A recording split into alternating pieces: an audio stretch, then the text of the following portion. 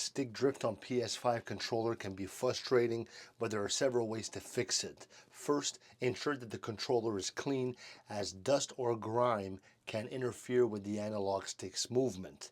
Gently use a microfiber cloth or compressed air to clean around the stick and crevices. If the drift persists, try recalibrating the controller. So to do this, you're going to go to the PS5 settings and disconnect the controller and then reconnect it to reset its internal calibration. If these steps don't help, a more technical solution involves using software or a third-party tool to recalibrate the sticks. Some users opt for software updates that can address minor issues with stick drift.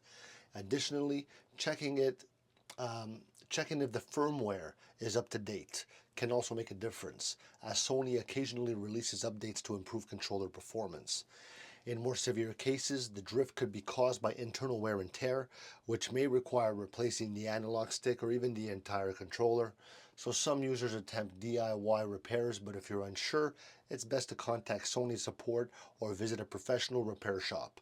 Often, if the controller is still under warranty, it may be eligible for a replacement.